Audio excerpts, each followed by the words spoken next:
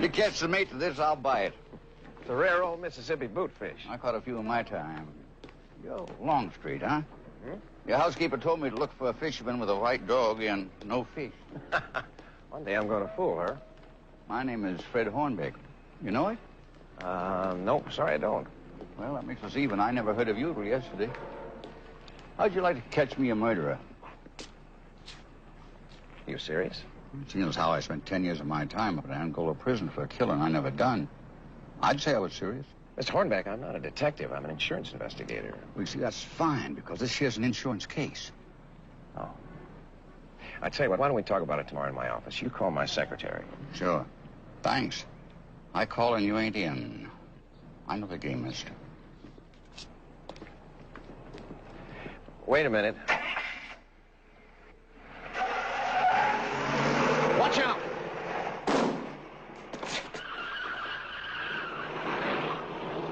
Mr. Hornbeck! Thanks.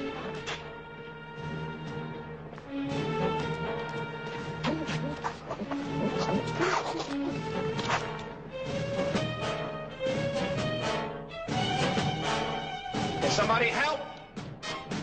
Anybody?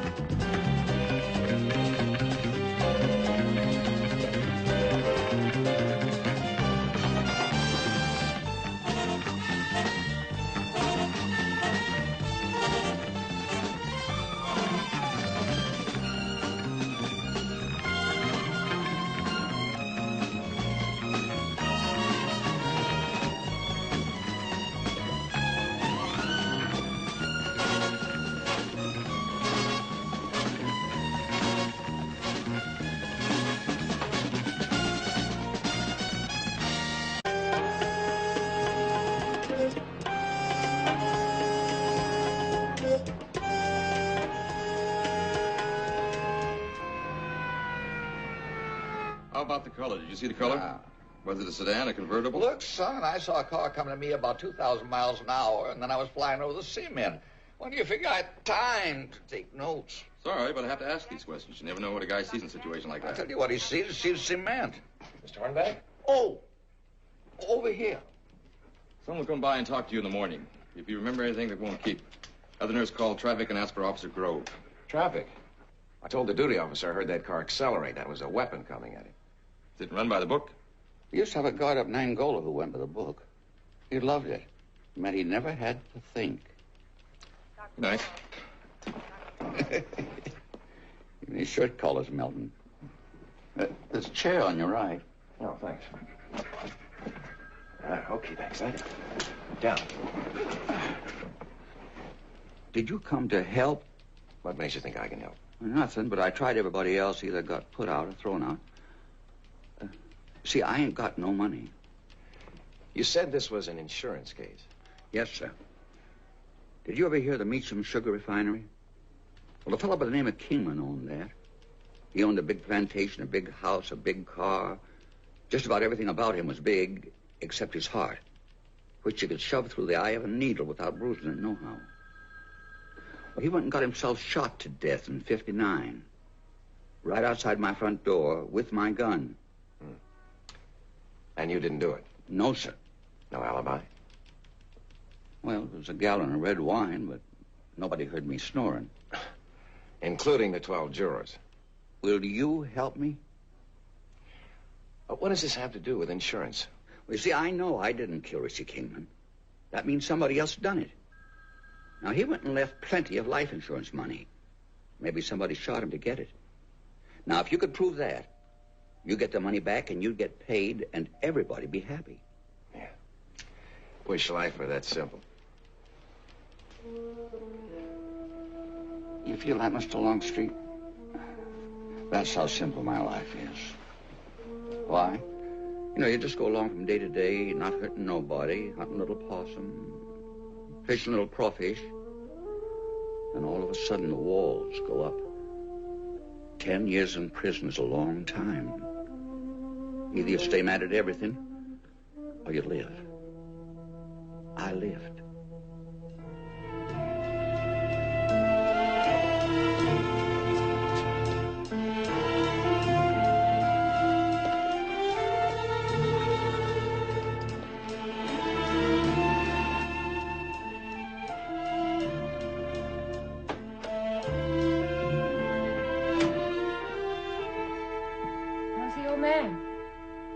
He's got a broken arm. It's late. I know. I'm trying to finish a book.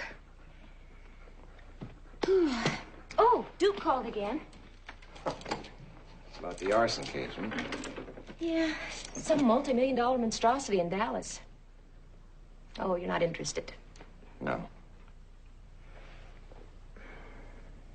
Nicky, I can almost hear the steel doors closing. Smell the plain food on a tin plate. Feel the panic of being locked up, forgotten. He must really be something, that old man. An old boot.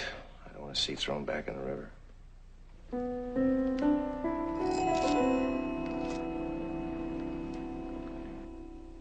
The murder took place on October 31st. Halloween. Hornbeck's gun, but no fingerprints wiped. The two men had an argument that afternoon. It seems that Hornbeck was swatting on Kingman land. A little to the right. Why would a man wipe up his fingerprints and leave his gun? The defense asked that question, but nobody answered it. That's about all they did ask. It was an open and shut case. They called it second-degree murder and put the old man away for 10 to 20. They put him on the witness stand? Yes, he said he spent the night with a friend.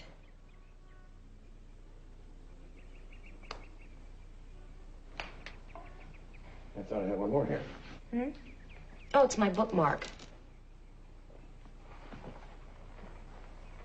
Here's something. Question. Who is this friend? Answer. I can't say. Question. Can't or won't? Answer. Both. Question. Why doesn't this so-called friend come to your aid? Answer.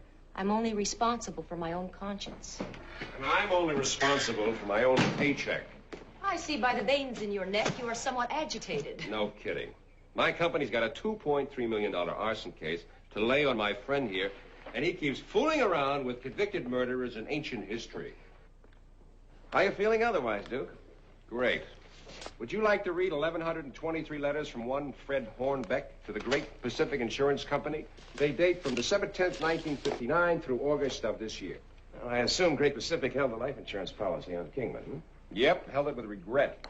Not so much for the $300,000 they had to pay out, but for the irritation of having to read 1,123 letters about it. Do you realize you've got the entire educational history of a human being in that box? Wonderful. No, really, Duke. These early letters were written by somebody else, probably a friend. Here's one dated September 12th, 1962. It's printed, Mike, like a child's. Here's one, 1965, big scrawled handwriting. That means the man learned to write from scratch. And he learned to read, too. And it's all right here. It's like exploring an ancient ruin and discovering that real people still live there. I'm not so sure Fred Hornbeck would appreciate that ancient ruin analogy, Nicky. Who was Kingman's beneficiary, Duke? His wife? Did the investigator mention anything about a friend Hornbeck spent the night with? No, there was no friend. Man set out to investigate a $300,000 life insurance claim. You figure he'd make an attempt to verify the witness's existence. Who was the investigator? Stuart Means. I don't know him. I don't know him either. Maybe he moved to another company. Could you find out for me, Duke? I'd like to talk to him. What about my $2.3 million fire? Hmm? You know, Don Quixote never had an overhead to pay for tilting those windmills. I'm only responsible for my own conscience. Bend the knees, woman. There's a sick man sitting here. God love her. Them skirts are enough to burst a weak heart. You're evading my question. I ain't evading. I told you I was drunk. You told the court you were with a friend. I was lying. When, no? Damn. No, I don't believe it. Don't believe it. No lawyer's gonna put his client in the witness stand with an idiotic story like that unless it's the truth. My lawyer never knew nothing about the truth, so you can forget that. And you must have believed you're innocent. Otherwise, you'd have made some kind of a deal. I knew I was innocent. And I wasn't making no deals, no matter what anybody Fred, said. if you want me to help you, I want to know who the friend was. You understand what I'm saying, Mr. Longstreet? I know I'm innocent. I ain't asking you to prove that. I'm asking you to find the person that done it. Now, what happened to me, that's history. It ain't got nothing to do with nothing. My secrets ain't gonna catch you a murderer. What if it will? And you just ain't gonna catch no murderer. You really believe him, don't you? Well, the man doesn't have much reason to lie. Then why not tell you who the friend was? I don't know. Maybe it's fear, but I'm betting it's not. I don't think that man's ever been afraid of anything. Then he's protecting someone. I think so. I'll lay odds it's a woman. I've heard of Southern gallantry. But 10 years in prison? Why not? Look what Macbeth did for his lady, and he was a northerner. South of Scotland. Red Hornbeck is a pain in the neck. Hey, that rhyme. Maybe they should carve that on his tombstone.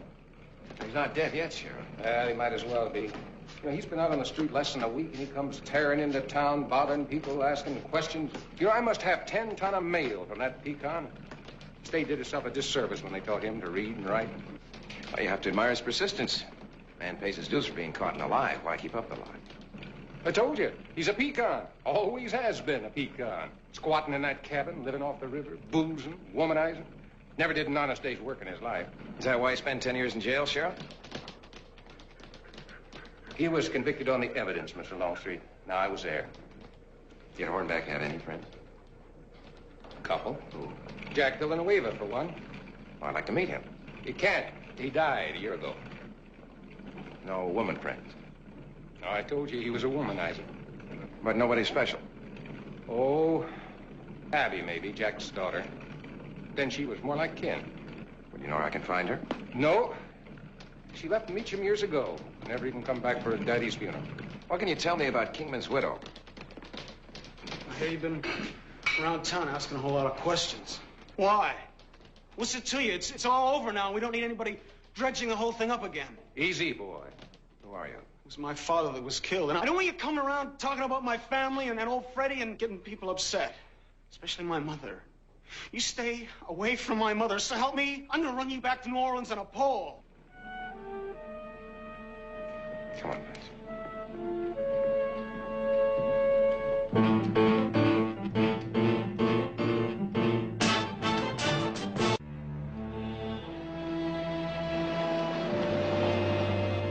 I'm still looking at the world through chicken wire. I thought I was through with that. I'm sorry about Richie. I reckon I'm sorriest about that. He and the boy were buddies. First time I taught him to bait a hook, he was, maybe 6, and he got the hook caught in his finger, and he turned as white as a clean sheet, near fainted. I wrote Richie about 65 when I was getting so I could write pretty good. He never wrote back. How you progressing? I want you to tell me about Abby. Ain't nothing to tell. She was with you that night, wasn't she? Who you been talking to? Someone who saw you? That's a lie. Nobody saw us.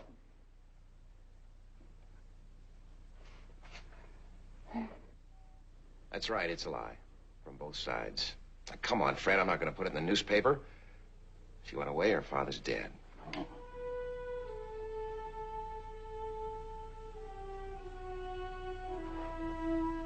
I never knew he was dead. It don't feel like he's dead. We was, best friends. All our lives we were like brothers. I was best man when he got hitched to his wife. I was godfather to Abby. When she was 22 years old, I was 50. That's a lot of years. I never meant to start up with her. She used to come out to the river to visit, and one thing led to another.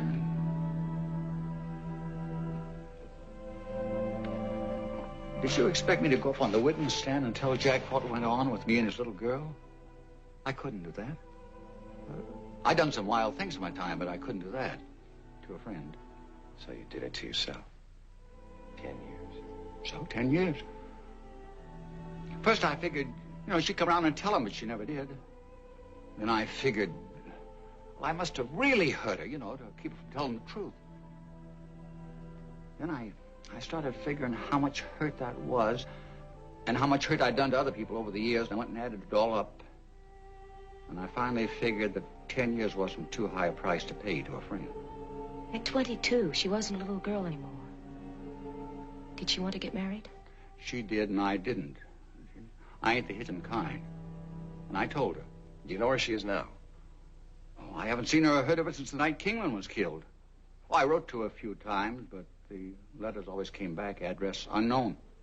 Well, I'm going to try to find her. I don't want you to do that, Mr. Longstreet. Now, I don't need to know more. I think you do. Did you talk to the insurance investigator about Abby? No. Nobody. No investigator. My name's Stuart Means. Never. Fred, what would you have done if the sentence had been hanging? I don't know, miss. I like to think I'd have hanged.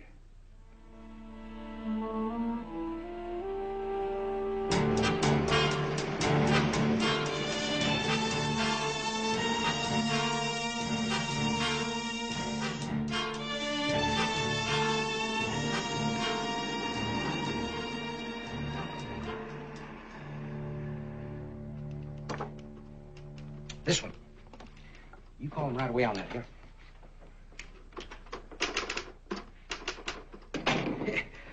Group of citizens have organized a draft to get me into the State House of Representatives. Don't you be surprised if you see that picture coming at you from all directions.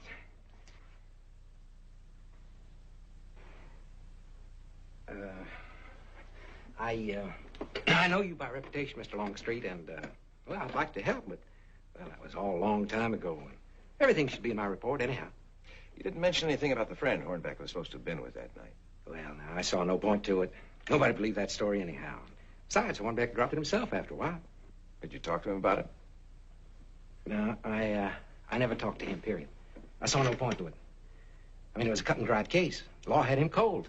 I saw no reason to drag out settlement to Mrs. DeCarry. Mrs. Kingman. She remarried? Yes, she did. And you see her? No. She's an important citizen in this state, and, I read about her. She makes the society pages every so often, and, well, when you're politically oriented, you read those pages. I thought you were being drafted. Thank you. Thank you, Mr. Means. I hope we haven't taken up too much of your time. Well, no, not at all. I'm sorry I can't be more help. Do you know Abigail Villanueva? Abigail Villanueva? No. No, I don't believe I do.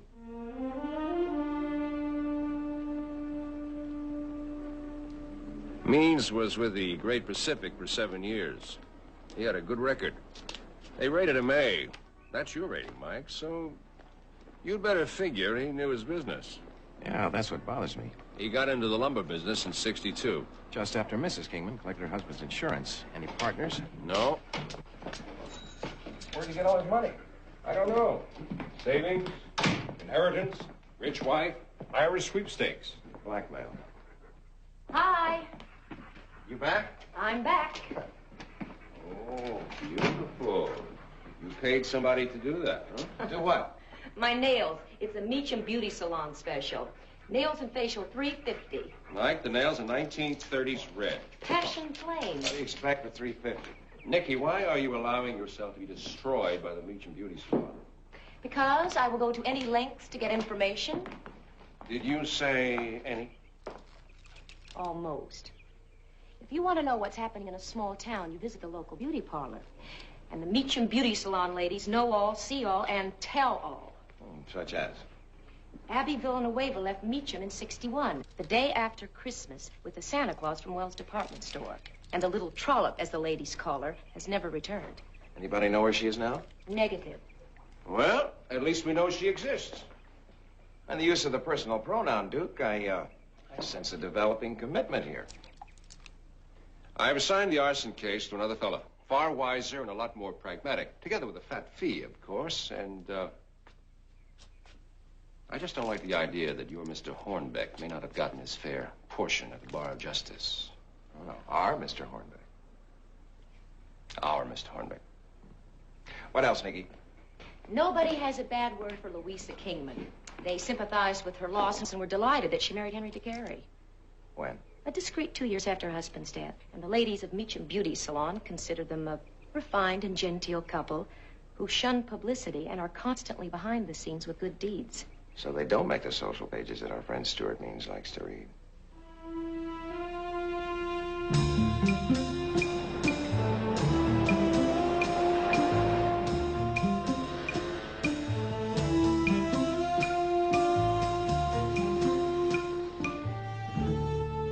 How do you do, Mr. Longstreet? Mrs. DeCary, my associate, Nicky Bell. Hello. Hello. I hope I haven't kept you waiting too long. Please sit down. Thank you. Oh, thank you, Mary Rose. Will you have tea? No, thanks. Henry? Please. I'm investigating the whereabouts of a young woman for the Great Pacific Insurance Company. She used to live in Meacham, and I understand she worked for you.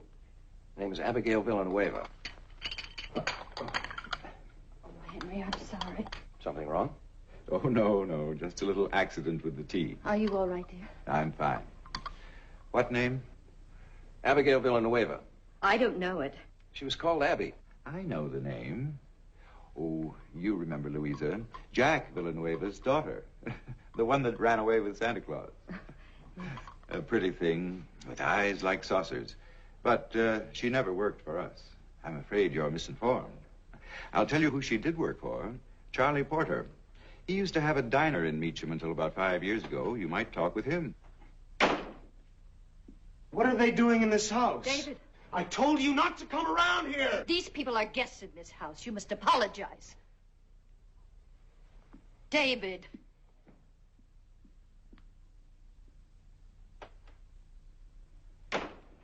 I'm sorry.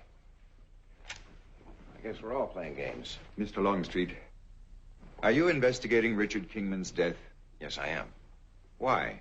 Because I think an innocent man spent 10 years in prison because it was expedient. Because it didn't disrupt anyone's status quo except his.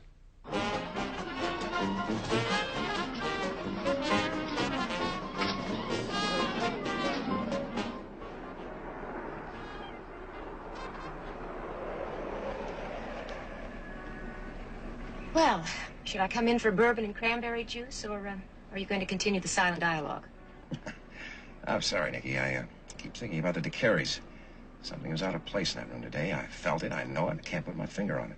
She certainly was nervous. No, that's not it. Something else. Well, if I stop pushing, it'll come to me. Sleep tight.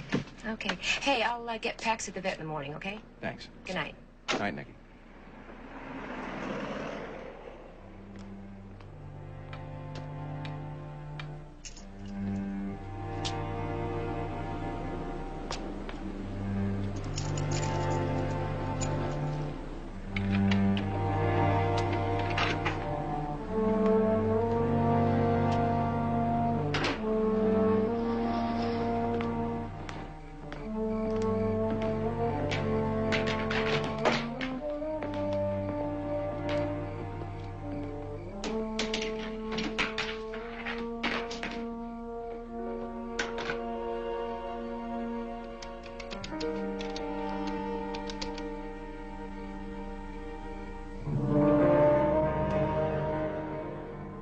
Hi, Mary. Mike Longstreet. Any messages?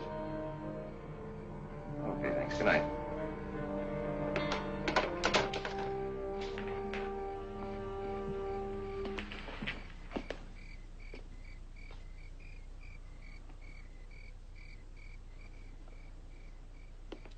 Who's there?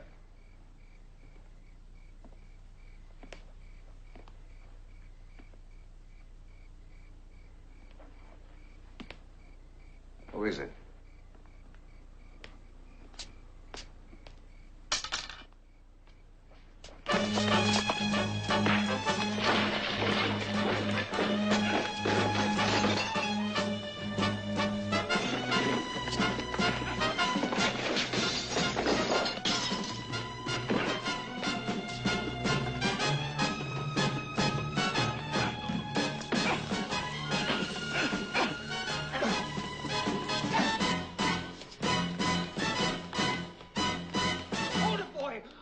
hand. Fred. I got tired of wire mesh windows. Oh, I think I broke my cast. Did you see him? He was wearing masks. Masks. Masks for a blind man? And they were reeking from alcohol, masks, booze, hit and run. Oh, they're frightened little men, Fred. Those are the kind you can break.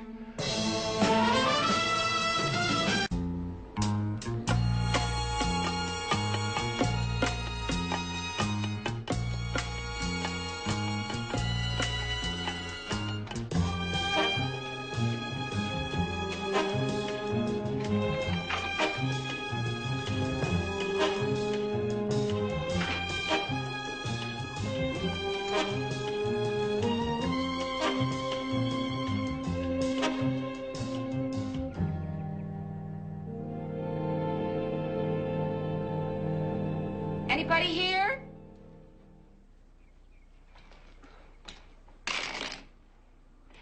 Mr. Longstreet? Up here. What happened? Oh, it's a mess, huh? Only for the one who has to clean it up. Now, believe me, Mrs. Kay, it was a lot more painful causing it. What's Mr. Hornbeck doing? Oh, you mean Sleeping Beauty? Oh, yes, he told me he's crazy about sleeping under the stars. Well, do I wake him up or clean around him? You're the boss. I have to see a man about a waitress. Max, come here. Come on. Hurry. Come, there you go. Okay, right. Come on.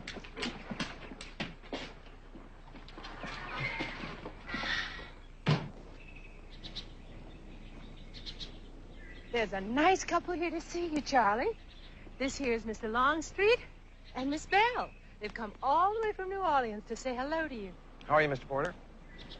He's in a wheelchair, Mike, and he doesn't understand. Oh, sure you do, don't you, Charlie? You understand everything. He's had a stroke, you see, and he don't talk or move, but that mind of his is just a ticking away. Can you ask him questions, talk to him? I should say so. Do you know these people, Charlie? He don't know you, is that the truth? That's the truth. Mr. Porter, I'm an insurance investigator. I'm trying to find Abby Villanueva. I understand she used to work for you in the diner. Do you know where she is? He don't know. A man's life's at stake, Mr. Porter, and there's a great deal of money involved. My company has to get in touch with Abby. Will you help us find her? Yes. Dear Uncle Charlie, thanks for the money. Things is better now. I'll write you a letter. Love, A. Postmark is Miami Beach, June 7th, 1970. She never sent that letter. I'll have her office in Miami try and track her down. You'll be delighted to know that I have a friend in real estate. I found out that Stuart Means made a very good deal on the lumber business. He put $50,000 down, which he got as a bank loan. And would you like to know who co-signed that loan? Hmm? Henry DeCary. DeCary? Mm-hmm. Well, that business was purchased before DeCary married Louisa Kingman. Right. Do you think maybe some hanky-panky was going on way back then? Like DeCary and Mrs. Kingman while hubby was still alive. Hubby found out, so DeCary killed him. Maybe. Maybe she doesn't know anything about her husband's death. I like that lady. There's a quality about her, the way she speaks, the way she went after my hand to shake it. I'm not ready to believe she's a murderess. I've been with Miss Louisa since she got married to Mr. Kingman. I was just a kid. My ma was housekeeper, and I used to help out. When Richie got born, David, they call him now. David? Does he call himself David? Yes, sir. And he don't take to being called nothing else. Why don't you get to it? Red, you hush up. Get to the thing, mister. You come here looking for information. Tell us what you're after and what you're paying. Fred. Quiet, woman. I'm out of work 5 months now, so I can't afford to be no free Judas. What do you want and what do you pay? We're investigating Richard Kingman's death. What you talking about? Mr. Kingman's dead more than 10 years. And the man that done it's been in jail and out already. We think they put the wrong man in jail. That's why we're here. You ain't get nothing from me. And that man had himself a fair trial. Maybe he did. But he's a poor man. And sometimes fair doesn't mean the same for a poor man. Amen to that. We just want to make sure it was fair. I know the Kingmans did get along. Was that because of Mr. DeCary? Mr. Kingman never knew nothing about Mr. DeCary. He never needed no reason to beat on that poor woman. Or on Richie. He was a miserable, terrible drunk. And nobody knowed it because the family was too high and mighty to admit it. Where was Mrs. Kingman when her husband was shot? Miss Louisa was home that night. I know, 'cause it was Halloween, and the kids was out trick-and-treating, and I was helping her get out the treats. Mr. Kingman got shot at 10 o'clock, and I was with her right then. How did you know the Kingmans didn't get along? David DeCary. That's what was wrong with the scene at their house. They kept calling him David. That's his name. His name was Richard Kingman, Jr., an only son, a namesake. He was 14 years old when his father was killed. Why change his name? Why would a wife and a son totally obliterate the existence of a father?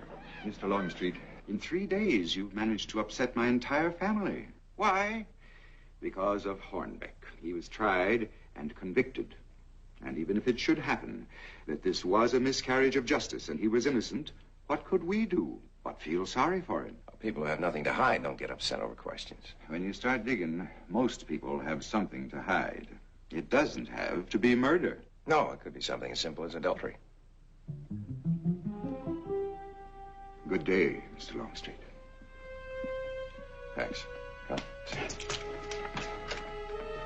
Hold on. Left. You know what Stewart means? No. No? Why did you co-sign a $50,000 note for him? That, too, is none of your business. For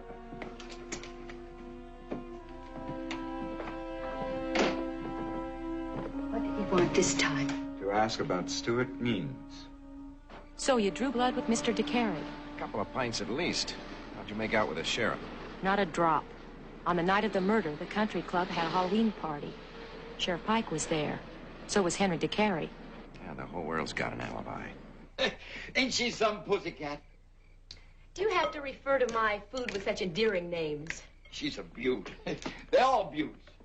You know, if Mike here could catch crooks like you catch fish, he'd be a millionaire.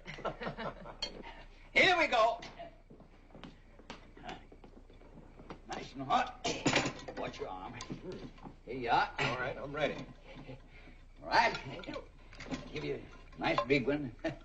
Hey, now you just taste that and you tell me you ever tasted better,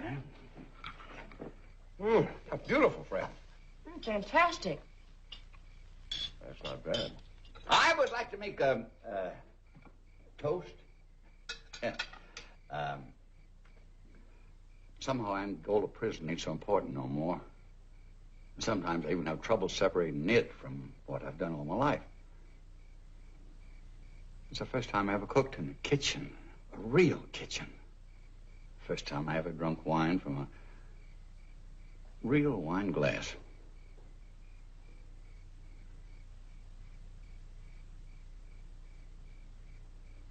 It's sure the first time I ever had so many friends.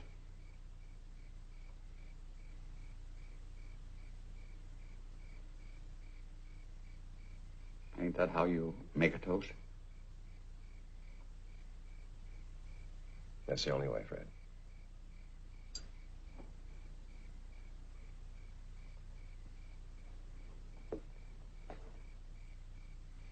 Oh, let's see now. This is, it's French Bordeaux, 1960... No, 1959. Close. California Burgundy, 1967.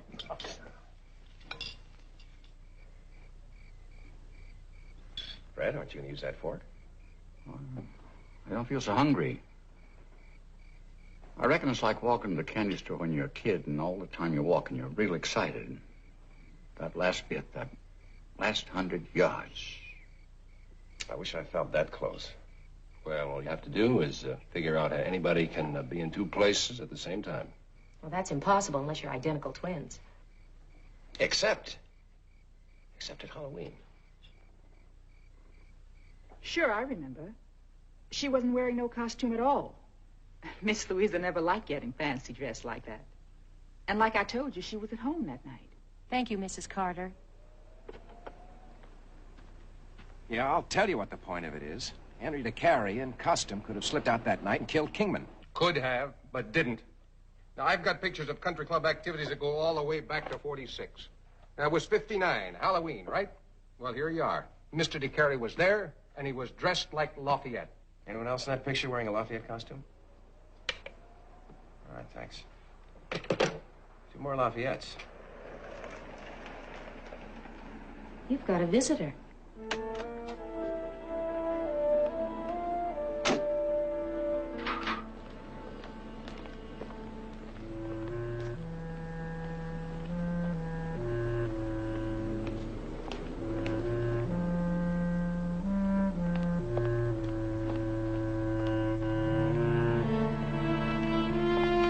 I was a very young girl when I married Richard. So young, I thought I knew everything there was to know about life. I was wiser when I grew older. I wasn't sure of anything in life. I only knew that I was terribly unhappy. I met Henry 5 years after I married Richard, though he never really entered into my life until about a year before Richard's death. I'd have given anything if that death hadn't happened. Mr. Longstreet, Henry is a good man. It's unfair for him to be suspected of a sin he's incapable of committing. Please, Mr. Longstreet, let it pass. What about Fred Hornbeck? I can help him. Give him money. That's very generous. Well, not money, then. I can help him. What does he want? The truth. Will you give him that? I'm sorry, Mrs. DeCary. I'm going to find out who killed your husband. Have you never been in love, Mr. Longstreet?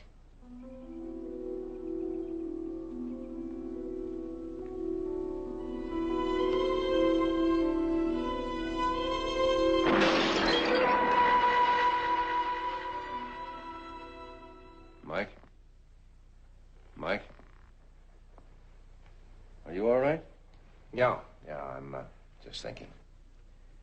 We found Abby right here in New Orleans. Abigail Villanueva, 1939 to 1970. She purchased the crib in July of '61, paid cash. She died last December. The body was shipped from Miami. Cause of death, an overdose of barbiturates. What happened to her, Santa Claus?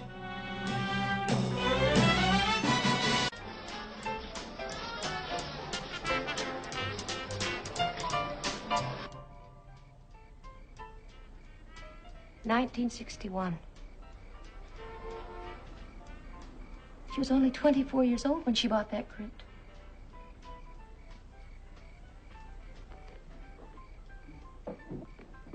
It's as though she knew her life was over before it even began. I reckon that about does it for me. I figured DeCary's done the killing. There just ain't no way to make him say it. There has to be. The man co-signed a bank loan for $50,000, and it had to be blackmail money. So somebody found out about it. That means he didn't commit a perfect crime. If he committed a crime at all. I thought he was your prime suspect. Howard Stewart means tune in on the DeCarys. Why would he? No, the key here is Abby. He must have talked to her, realized Fred was innocent, and went snooping until he found out who the real murderer was. Then he paid off Abby to get her to go out of town. That's how she got enough money to buy her crypt. But she was the only threat to anyone, and now she's dead. But they don't know that. They don't know that. Otherwise, why are they running so scared? Why the hit and run? Why the attacks on Fred and me? No, they think she's alive and threatening.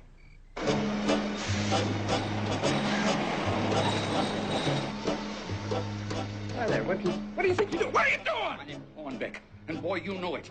I just spoke to Abby up in Atlanta. And boy, you're lucky I don't kill you right now. 10 years I spent in that prison. When Abby gets here, I'm going to see you spend twice as long in the same cell.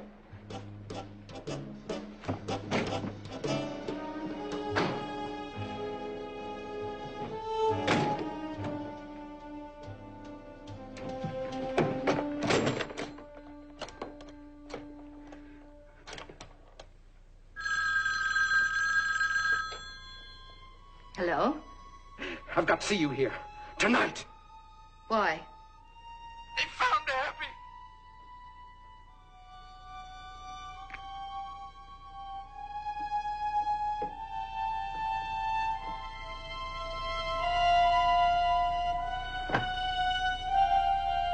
Louisa?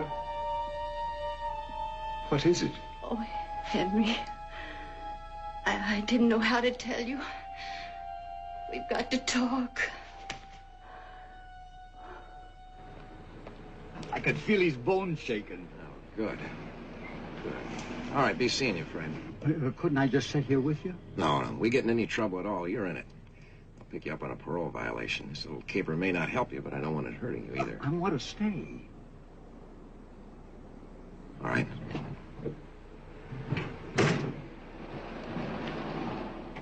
What time is it? 6:20. I've got another elementary question. Yes, Watson. Do you think it was Means who sent those two men after you and Fred? I'm sure of it. But even if we frighten Means into Carrie into a tete-a-tete, then what? Well, we've got 2 eyes and 4 ears between us. All I want to do is get them panicked enough to start pointing fingers at each other. As long as they don't start pointing guns at us. Who is it? Duke.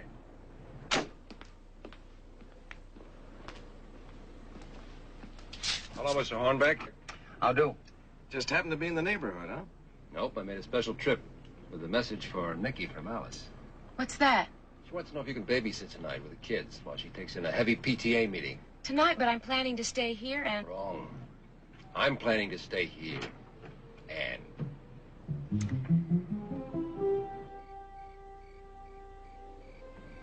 Light's going off.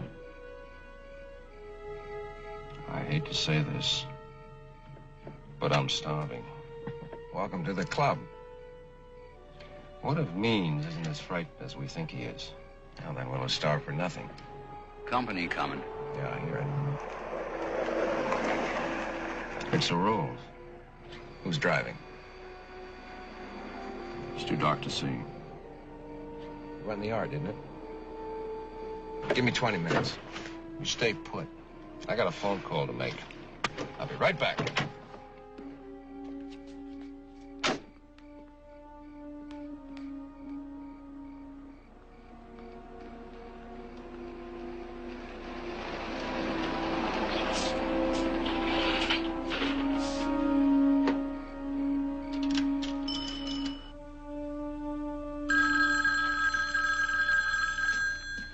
Hello? It's Duke. What's happening? Everything is okay. Nikki, in about 20 minutes, I want you to call the police and tell them you saw a prowler in Means Lumberyard. Duke, Alice didn't need a sitter. I know.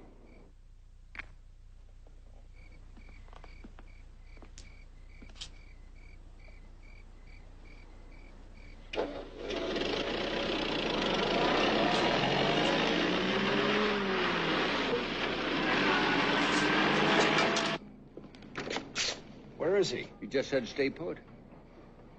Stay put.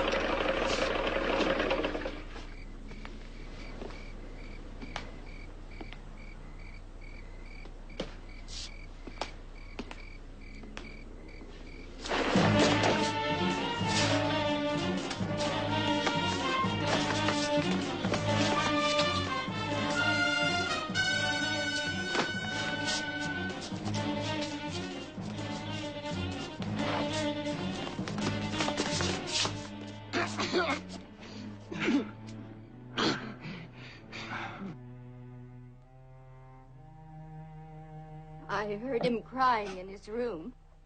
It was nearly 2 in the morning. His father was drunk that night, brutally drunk. I know. In a way, it was self-defense, but could people understand that? I couldn't take the chance. He was 14 years old, my only son. I could think of nothing to do but protect him. I went to the shack and found Richard. He was dead. I couldn't move him. I cleaned off the rifle and left it there beside him. I didn't care about Mr. Hornbeck. I only wanted to save my son.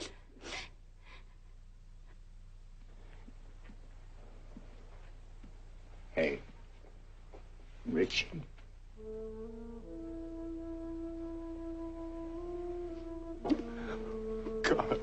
Freddie.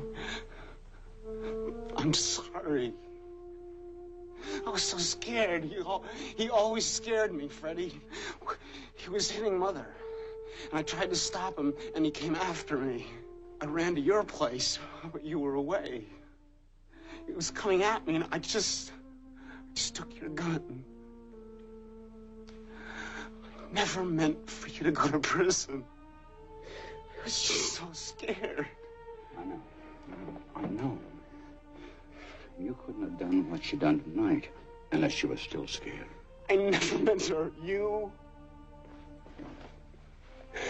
You just gotta stop being scared, son.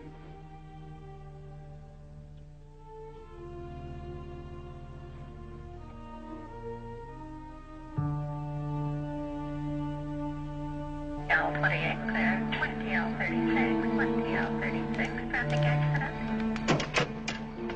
125 clear, audio center, standby, 7L21 going ahead. 60L84, no delay given.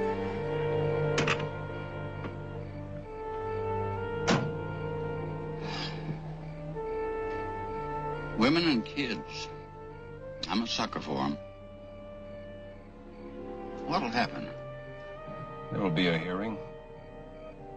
Probably won't be easy for the DeCarries, but it'll be a lot easier than the 10 years you spent in prison. Just as long as they don't have to look through no chicken wire. Hey, anybody still hungry? Ought to be some catfish left. Yeah, Duke. How about you coming fishing with Fred and me tomorrow? Good idea. Maybe you'll catch some meat to that boot.